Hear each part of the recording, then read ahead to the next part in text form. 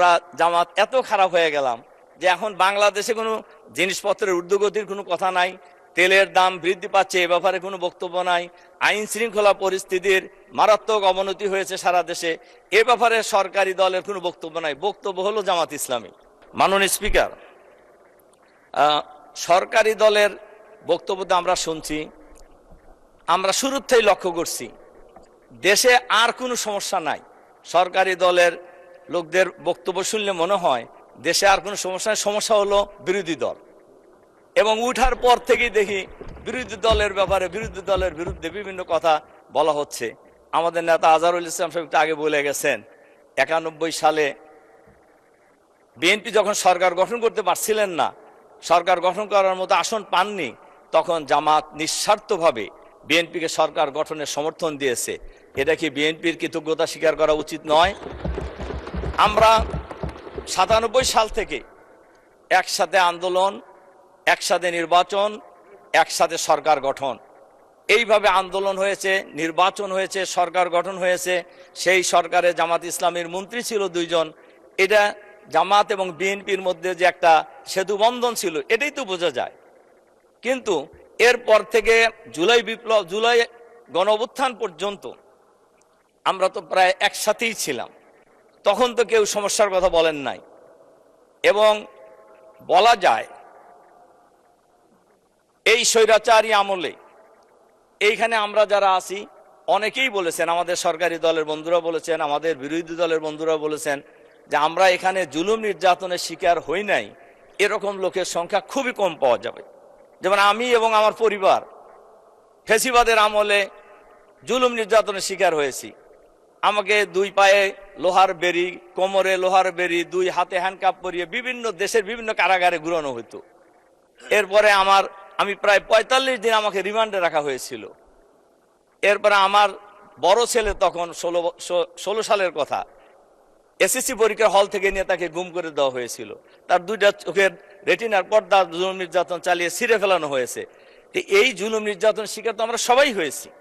কিন্তু এত তাড়াতাড়ি এই নির্বাচনের পরেই আমরা জামাত এত খারাপ হয়ে গেলাম যে এখন বাংলাদেশে কোনো জিনিসপত্রের ঊর্ধ্বগতির কোনো কথা নাই, তেলের দাম বৃদ্ধি পাচ্ছে এ ব্যাপারে কোনো বক্তব্য নাই, আইন শৃঙ্খলা পরিস্থিতির মারাত্মক অবনতি হয়েছে সারা দেশে, এ ব্যাপারে সরকারি দলের কোনো বক্তব্য নাই। বক্তব্য হলো জামাত ইসলামী। মাননীয় স্পিকার, এজন্য আমি এরপরে যে কয়টা কথা আমি আপনাদেরকে বলতে চাই যে স্বৈরাচারী সরকার এখন আমরা সংসদে দেখছি অনেকেই অনেক বড় বড় কথা আমরা কিন্তু বলতেছি। ফ্যাসিবাদী সরকারের পতন তো 13 সালই হয়ে যাওয়ার কথা ছিল। তদানীন্তন বিরোধী দলীয় নেত্রী বেগম খালেদা জিয়া, আমাদের সবার মনে থাকার কথা, এই সংসদে আমরা যারা আছি। মাননীয় স্পিকার, আপনারও মনে আছে নিশ্চয়ই, মার্চ ফর ডেমোক্রেসির কর্মসূচি ছিল ঢাকায় 29শে ডিসেম্বর। এই খবর তো কারোর অজানা কথা নয়, সবাই জেনেছি, মনে করতেন যে ওই দিনই সরকারের পতন হয়ে যাবে। 13 সাল 29শে ডিসেম্বর ছিল এই প্রোগ্রাম।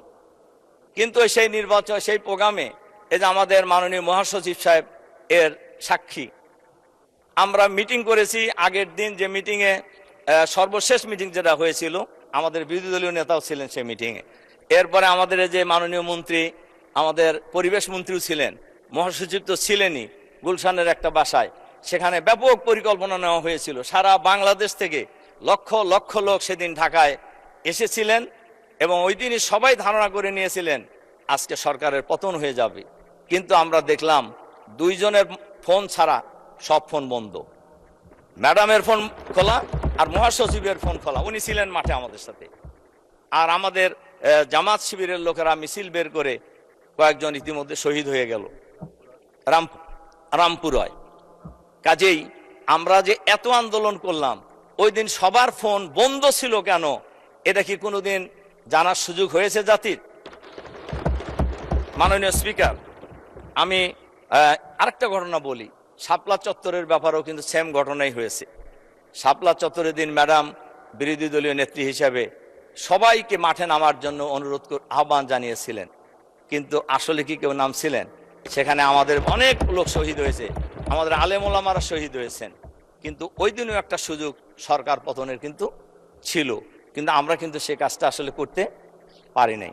মাননীয় স্পিকার, কাজেই আমরা সেদিন কিন্তু, এবং সর্বশেষ আমাদের মহাসচিব মনে থাকার কথা, আমরা প্রস্তাব দিয়েছিলাম যে ম্যাডাম সকাল থেকে কাজের মেয়ে ফাতেমাকে নিয়ে বালির টাকের সামনে পতাকা নিয়ে দাঁড়ায় আছে, অন্তত আমরা চলেন বিএনপি এবং জামাত মিলে একটা মিছিল সেদিকে দেই, কিন্তু সেদিন কিন্তু সেই সুযোগ আমাদের হয় নাই।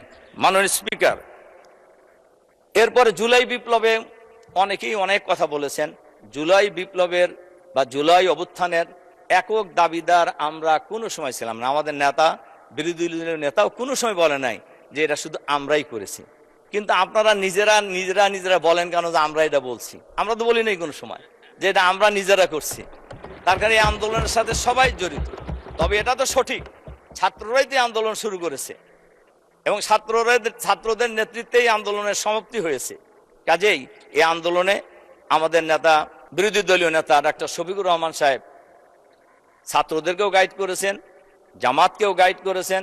উনি আন্দোলন ওনার জায়গা থেকে যেভাবে গাইড করার দরকার সেভাবে গাইড করেছেন, বিএনপিও গাইড করেছেন, সবাই গাইড করেছেন, এবং সবাই মিলে যার যার জায়গা থেকে আন্দোলনের মধ্য দিয়েই ফ্যাসিবাদী সরকারের পতন হয়েছে।